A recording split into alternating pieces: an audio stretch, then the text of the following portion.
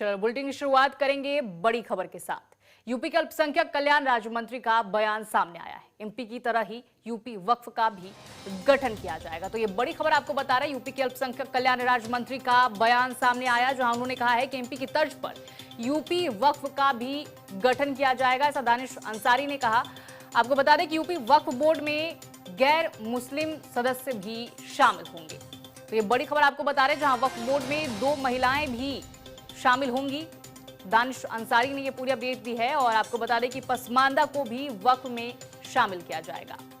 तो वक्फ बोर्ड को लेकर लगातार चर्चाएं जारी थी और बाजार गर्म था। अब ऐसे में एक और बड़ी जानकारी सामने आई है, जहां यूपी के अल्पसंख्यक कल्याण राज्य मंत्री का बयान सामने आया है, जहां उन्होंने कहा कि एमपी की तरह ही यूपी वक्फ का भी गठन किया जाएगा। इसके साथ ही यूपी वक्फ बोर्ड में गैर मुस्लिम सदस्य भी शामिल होंगे।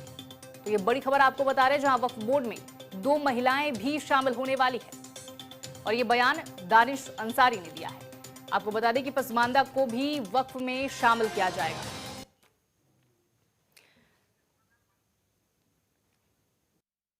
केंद्र की मोदी सरकार वक्फ संशोधन अधिनियम लेके आई, जिसके पीछे का मकसद ये था कि वक्फ की संपत्तियों पे को उसका बेहतर रखरखाव हो और उसका बेहतर मैनेजमेंट हो।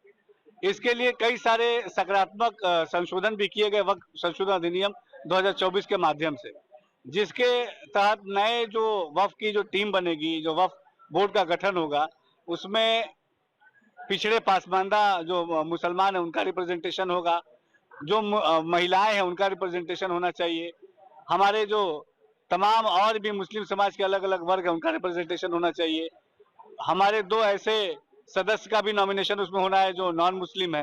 तो जो अमेंडमेंट लेके आई, जो प्रावधान केंद्र सरकार लेके आया, उस प्रावधान के अनुसार मध्य प्रदेश में या तमाम जगह प्रस्तावित है बोर्ड का गठन होना। और यकीनी तौर पे पारदर्शी व्यवस्था हो, सुचारू रूप से वक्फ का प्रबंधन चले, इस नियत के साथ केंद्र की मोदी सरकार आगे बढ़ रही है। केंद्र की सरकार जब वक्फ संशोधन अधिनियम लेके आई तो उसे पूरा देश उसको लागू करेगा, सेंट्रल गवर्नमेंट भी और यूपी गवर्नमेंट भी। वो अधिनियम को लागू करना ये हर स्टेट के लिए मैंडेटरी है।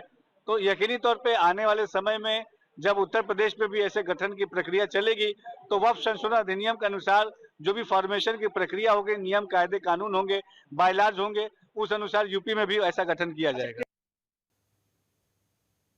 तो एमपी की तरह यूपी का भी वक्फ गठित किया जाएगा और यूपी वक्फ बोर्ड में गैर मुस्लिम सदस्य भी शामिल होंगे। वक्फ बोर्ड में 2 महिलाएं भी शामिल होंगी।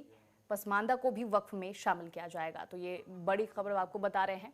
चलिए अब इसी खबर पर ज्यादा जानकारी के साथ फरमान अब्बास संवाददाता लखनऊ से हमारे साथ लाइव जुड़ रहे हैं। क्या कुछ अपडेट है फरमान इस पर? देखिए, जिस तरह से उत्तर प्रदेश की जो वक्फ राज्य मंत्री हैं दानिश आजाद अंसारी, उनका बयान आया है। पिछले दिनों मध्य प्रदेश में जो वक्फ बोर्ड का गठन हुआ था, उसमें 2 गैर मुस्लिम समुदाय के जो सदस्य हैं और उनको शामिल किया गया था। और ये मध्य प्रदेश पहला राज्य ऐसा बना है जिसमें वक्फ बोर्ड में गैर मुस्लिम सदस्यों की नियुक्ति की गई है, उनका मनोनयन किया गया है।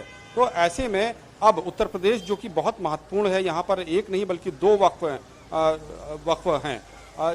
एक तो शिया वक्फ बोर्ड है, दूसरा सुन्नी वक्फ बोर्ड है। यानी उत्तर प्रदेश में बहुत कम ऐसे राज्य हैं जहाँ पर 2 वक्फ बोर्ड हैं, तो उसमें उत्तर प्रदेश भी है। ऐसे में उत्तर प्रदेश के राज्य मंत्री जो खुद अल्पसंख्यक समुदाय से ताल्लुक रखते हैं, उनका ये बयान काफ़ी चर्चा का विषय बन गया है, क्योंकि उन्होंने ये कहा कि जिस तरह से मध्य प्रदेश में वक्फ बोर्ड के गठन में 2 गैर मुस्लिम समुदाय के सदस्यों को रखा गया, उसी तर्ज पर और वक्फ अधिनियम का जो वक्फ संशोधन अधिनियम है, उस प्रक्रिया के तहत उत्तर प्रदेश में भी वक्फ बोर्ड का जब गठन होगा तो उसमें भी 2 गैर मुस्लिम समुदाय के सदस्य रहेंगे। इसके अलावा उन्होंने एक और अहम बात कही है कि जो पसमानदा है, यानी कि मुसलमान समुदाय में जो पिछड़े वर्ग से लोग आते हैं, उनका भी प्रतिनिधित्व वक्फ बोर्ड में दिया जाएगा। तो ये एक बड़ा बयान और बड़ा कदम माना जा रहा है उत्तर प्रदेश के राज्य मंत्री की तरफ से, जिसका ऐलान किया गया है। ये मंशा साफ जाहिर है कि अब आने वाले दिनों में जब वक्फ बोर्ड का गठन किया जाएगा तो उत्तर प्रदेश में भी गैर मुस्लिम समुदाय के सदस्य वक्फ बोर्ड में होंगे।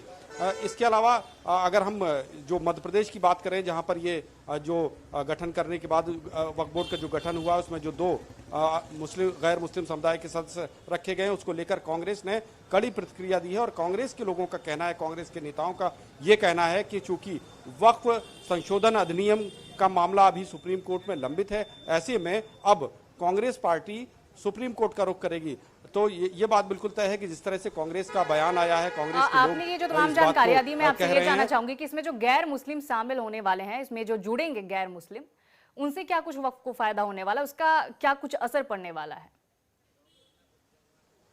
देखिए, जब वक्फ संशोधन बिल लाया गया तो तमाम ऐसे समुदाय के, मुस्लिम समुदाय के लोगों से बातचीत की गई थी। मुझे याद है कि जगदम्बिका पाल इस कमेटी के जो चेयरमैन थे वो उत्तर प्रदेश भी आए थे और यहाँ पर अलग अलग मौलानाओं से बात की थी, मुस्लिम समाज के इंटेलेक्चुअल से बात की थी, मुस्लिम समाज के तमाम ऐसे आम लोगों से बात की थी उन्होंने, और जाना था कि जो इसकी रूपरेखा हो, जो वक्फ बोर्ड का गठन हो, उसमें किस तरह से संशोधन किया जाए, किस तरह से स्ट्रक्चर उसका बनाया जाए कि जो वक्फ के लूट के बार बार आरोप लगते हैं कि वक्फ की संपत्तियों को खुर्द-बुर्द किया जा रहा है, वक्फ की संपत्तियों को बेचा जा रहा है, उन पर अवैध कब्जे किए जा रहे हैं, इसको रोका जाए। तो उसमें जो बात निकलकर सामने आई थी, तमाम ऐसे लोग थे जिन्होंने ये बात रखी थी कि उसमें सभी समुदाय के लोग शामिल किए जाएं। हालांकि जो मुस्लिम समाज के जो जिम्मेदार हैं, जो नेता हैं या जो मौलाना हैं, उन्होंने इस बात का विरोध किया था। उन्होंने ये तर्क दिया था कि अगर हिंदू समुदाय का या मंदिरों का जो ट्रस्ट होता है उसमें किसी मुस्लिम समाज का प्रतिनिधित्व नहीं होता है, तो ऐसे में वक्फ बोर्ड में हिंदू समुदाय के लोगों का सदस्य बनना बिल्कुल गैर मुनासिब है।